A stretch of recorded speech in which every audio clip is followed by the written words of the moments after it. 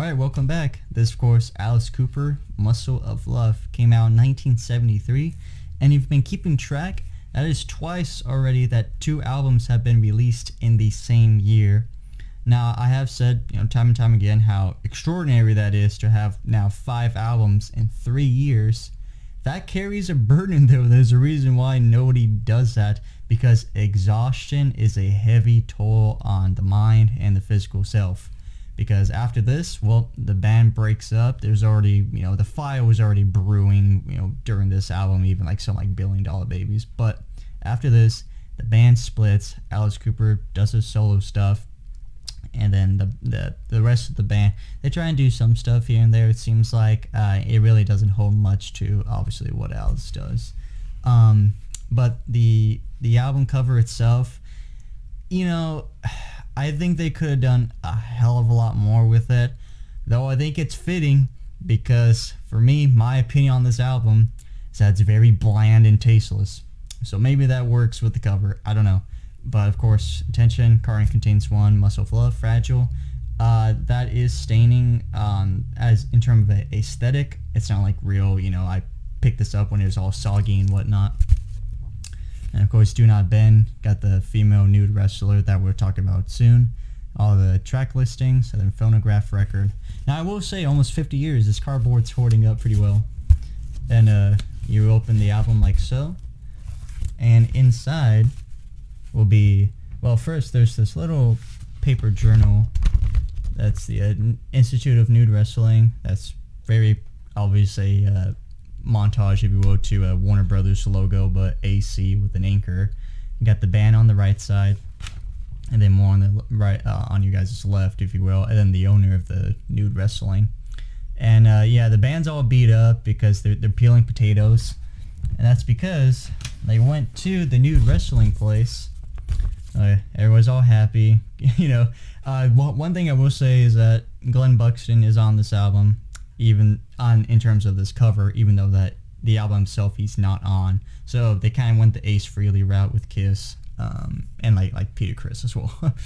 So they're all happy and whatnot. And then on the back, you realize, the nude wrestling, it's a gorilla with lipstick and a blonde wig, and everybody's all beat up and whatnot. So, I actually enjoy this more than the album itself. Now, there is a thing I want to say to where just because I might have an opinion on an album doesn't mean that that's the all be all. Listen to the album for yourself. If you like it, awesome. If you don't like it, well, I understand because I don't like it either. But, you like what you like. I might like something you don't, and vice versa, okay? But this album itself, numbers were okay, but disappointing for the Alice Cooper group. Again, you're fresh off $1 Billion Babies, platinum sales. This one only does gold.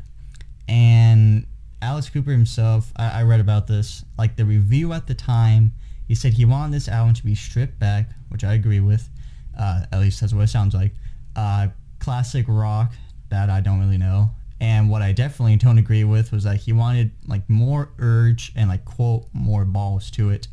Well, besides one song, literally, there's like no balls on this album. I can tell you that. And the band itself, like I said before, exhaustion is a heavy burden on these guys. There's a lot of substance abuse going on. There are some drugs going on. Alice, he's not that drugs yet. But he is alcohol. He's, consuming it like a fish, oxygenates water or filters water. And Glenn Buxton's gone, like I said, and replaced by Dennis Dunaway, who will be on, subsequent albums with Alice. And also Bob Ezrin is gone too. I think those are two key players that, maybe could have done a better job with this album, to say the least. There is a what if, though, with this album, and I will get to that soon. There is a song that in some parallel universe, things worked out, and who knows what happened then, okay? But for Muscle of Love, we start off with Big Apple Dreaming, in parentheses, Hippo. So this is a club that like the band frequented in New York itself, and I gotta say the intro is pretty nice. I like that bass beat to it, just the and then the organ kicks in. Organ is permanent in some of these songs, which is pretty cool. But Alice's vocals. So when I talked about like, oh, this album seems, fed up, they're frustrated, there's no motivation. It's a very half-assed sounding album. A lot of it is the vocal approach, and of course the instruments real, but most times than not, Alice Cooper, he's just done. He's done with this. It's very, very normal range at times. He really doesn't stretch it. He really doesn't give this dynamic feel to it like at previous albums, like what I wrote down. His voice is a normal range. It's jazzy, but it's casual. And then he raises it when he's talking about United Nations, staring up at the United Nations, so that's at least some variety. Like I said, I like the bass and guitar beats, and then the drums rise to the parts. Sometimes the drums kick ass on this album, sometimes they're non-existent. The repeating chorus is fun with the, New York is waiting for, so that's fun. Then the instruments come together louder at the end, so I enjoy that. And then a lot of my opinions on this album I wrote down here is that, like, the song is fine per se, but there isn't a whole lot to it. Now, I love jazz, I love blues, I love 50s music, alright? That's some great stuff. This one, it's just a weak attempt at that. That's what I gotta say about it. And so for the Big Apple Dreaming, it ends with a violin piece, which I thought was interesting to say the least.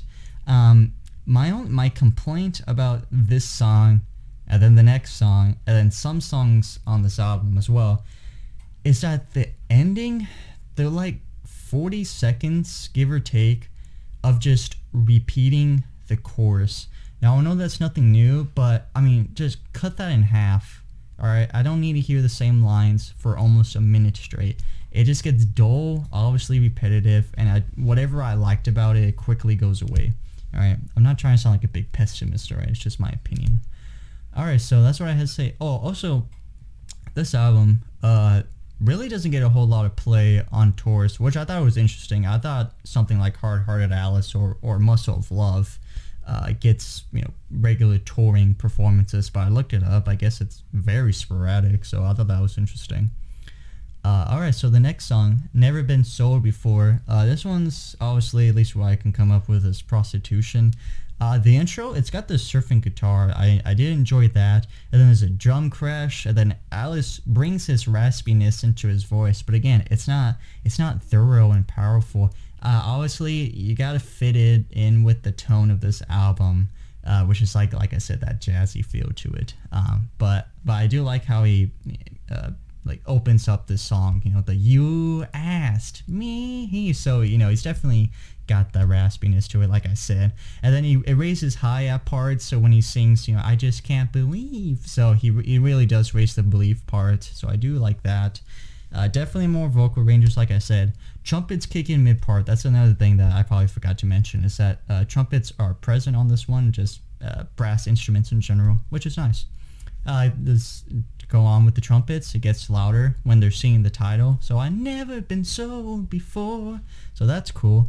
Nice little guitar solo. Whatever guitar solo is there, it's only for the briefest moments, give or take a couple of songs. And then I like the bass drop towards the end. Really, besides like the little chorus part with the title, the thing that I do like about this one is the instruments at the end. They all kind of slow down each individually so you can hear it. It's actually pretty cool. But yeah, Never Been Sold Before. It's alright. It's a decent song. Something, I'm not aching to hear, I can tell you that. Alright, the next one, Hard Hearted Alice. This is a creepy song, at least for the beginning part and whatnot. So the intro is this creepy melody, and his voice is very low. Like, he's got this, I want to say like Pretty's For You type of like creepy melodic feel to it. And like he's talking about like his dad's a ghost and stuff like that. There's bike bells, if that's the correct term. Low bass, guitar, and piano, and then the organ starts to pick up, and then the instruments, like, they really start to build up when him and probably the rest of the band start singing.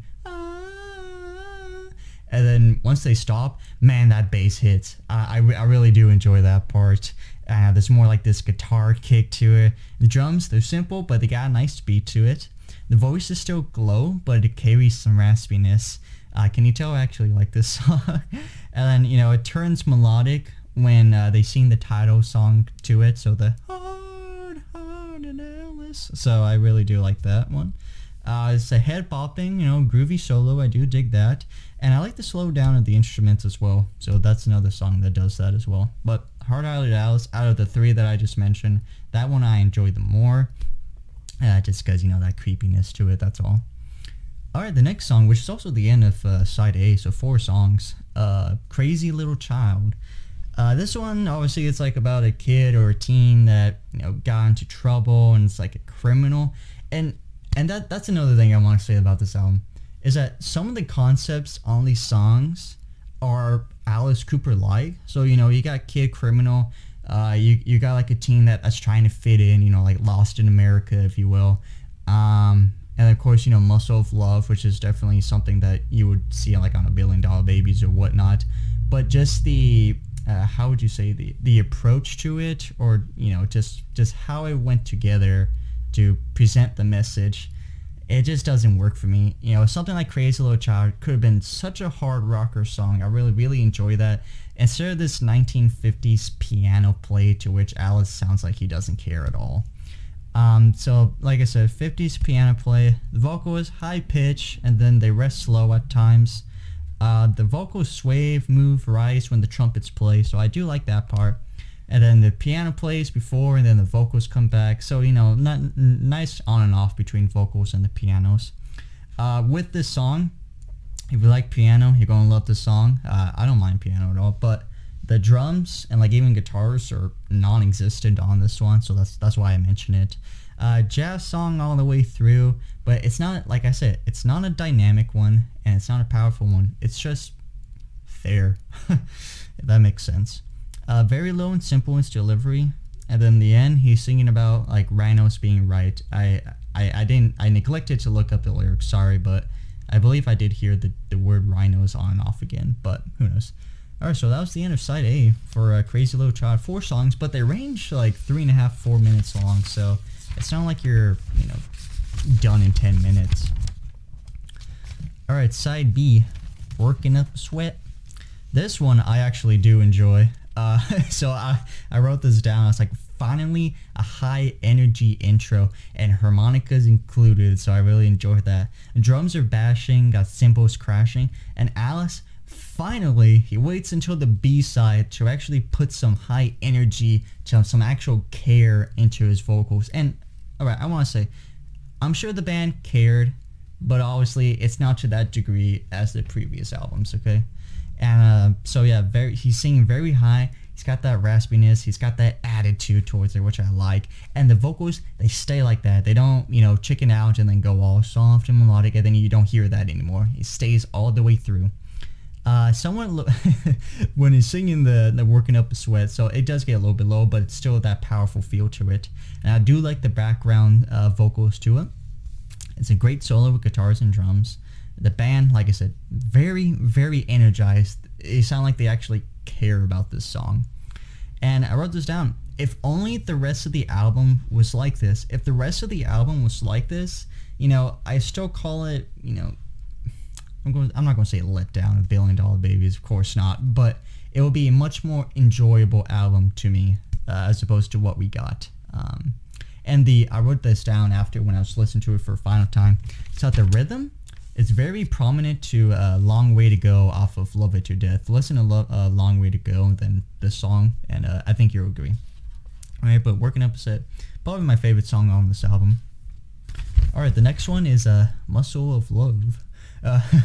This is, like I said, this is the most Alice Cooper type song. Something you can see on a, Killer, Schools Out, $1 Billion Babies, because it's got that controversy to it. It's about a teen discovering masturbation, alright? But the guitar intro, it has a ram jam feel to it. That's what I got to. Accompanied by drums and cymbal crashes, so I like that. And the vocals, they have some high energy. And like I said, the Muscle of Love, discovering masturbation, like everything's, sexy and horny. Like grab your dad's, Playboy and head to the bathroom, right? So it's kind of funny and whatnot. But the guitars, they carry some riff. Similar to the solo. Oh, that's true. Similar. What I noticed about the guitar riffs throughout the song is that they have the similar riff to the solo piece at the end of Halo of Flies, which I thought was pretty cool. Vocals get melodic and they stretch the title, so like holy muscle of love, so I like that. And then there's a female backing choir, which I like too, and it ends with one of the lines, must be a gift from above. But Muscle of Love I do like. I believe he played this on the Alice Cooper Trashes the World, I believe so, which fits the Trash album, of course. But yeah, Muscle of Love, again, I think it could have been more of a rocker, but I do at least like the song. So there we go. Alright, the next one, Man with the Golden Gun. So this is the song I was talking about in the beginning, the what if some parallel universe this worked. So Man with the Golden Gun, of course, it's about it singing for a James Bond film. So they made the song, they turned it in, however, they were 1 day late. And then James Bond studio, whatever it is, decided to choose, singer named Lulu. And I listened to the song. I didn't give a shit about it. In fact, I thought it was kind of, ear cringing. But yeah, 1 day late. I did read that Christopher Lee, of course, in the movie, saying like, "Oh my God, why didn't we pick this song?" And Alice, he just kind of joked like, "Yeah, that's what happens." But we decided to put it on the album still. So who would know, right? So if this if this song made it onto a James Bond film, would the band have stayed intact? For better or worse? Or it's very interesting when you think about this alternative history. What could have went down if the song got through in time? But of course, with your intro, very spry thriller like. Instruments making excuse me, the instruments are making the sound of the title, which is cool. And then the vocals, it was like, man with the golden gun in his pocket. And then he gets very high at parts, so you never see him. So, that's cool. Trumpets add a nice touch. The nice bass drop with the organ, of course. And then you get this sort of trippy sci-fi space, woo music, like woo. So there's stuff like that. Fun build-up with instruments and voice at the end. And a solo piece with the horns as well. I would say the lyrics are kind of, it's a James Bond film, of course. So like the lyrics are kind of just very repetitive, but it's alright, like I said, it's a James Bond film. But Man with Golden Gun, yeah, it's a song I like. Again, it's not something that I'm dying to hear per se, but it's at least a decent song that I can look to and say, yeah, that was good. Alright, the next one, Teenage Lament 74. Alright, this is a song that I hear everybody say, well, yeah, but that was the one good song on the album. I listen to this song, and it sounds like everything else on this album. Just the casual, laid-back, not much given jazz feel to it. Again, if there's some hard rock to it or whatnot, and the reason why I'm saying that is because Alice is like, oh, I want to put more balls into this record. Well, if I was your teacher and you presented that, well, I'm going to give you a D, because there's hardly anything, ballsy about this album besides, a couple of songs that actually have some pure energy and the vocals are pretty powerful. But Teenage Lament 74, it's about a kid trying to fit in. Of course, that's nothing new with some Alice Cooper songs. Intro is nice, like I said, but very laid back. You can tell as soon as you drop the needle on the song, you can tell it's going to be like a bunch of the songs on this album. Alice is back to the casual vocals, and I wrote this down.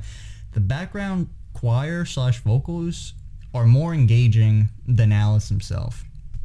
That's what I have to say. All right, I like the drum playing before the chorus hits at parts, and there is a laid back guitar solo that does fit with the song. But it's all right. The chorus is it's kind of catchy. What are you gonna do? I tell you what I'm gonna do. But Teenage Lament 74, like I said, I know this is pretty much the one song that always gets brought up about a good song, or at least people like to. But personally, in my opinion, I don't really think much of it. All right, the next song, the final song actually, Woman Machine. This is about a sci-fi robot from the band's early days. That's what I read. I didn't really get that when I'm listening to the song. But there is actually some actual guitar energy in this intro. And then Alice is back to this snarl.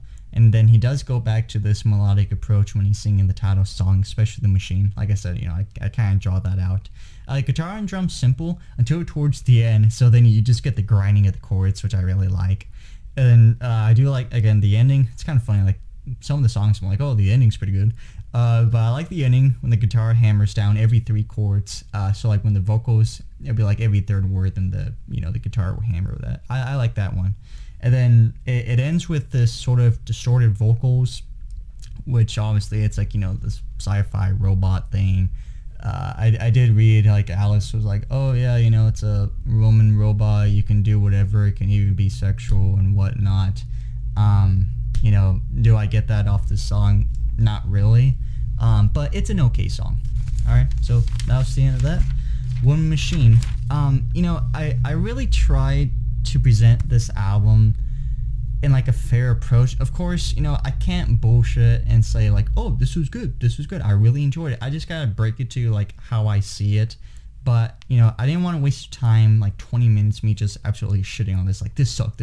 So I tried bringing out like, hey, this is what I hear, these are the parts I liked but could have been better. Alright, so but if you like this album, all to you. Love the album. I'm not saying do not love it. Alright, just my opinion. I don't really care too much for it. But there you go. Alice Cooper, Muscle of Love. Of course, like I said, the band will be done. And next week will be for Alice Cooper's Welcome to My Nightmare. So, thank you so much for watching. Hey, leave a comment down below. If you agree with this, awesome. If you disagree, cool. Just be civil about it, alright? But otherwise, I'll see you guys for next week. And take care.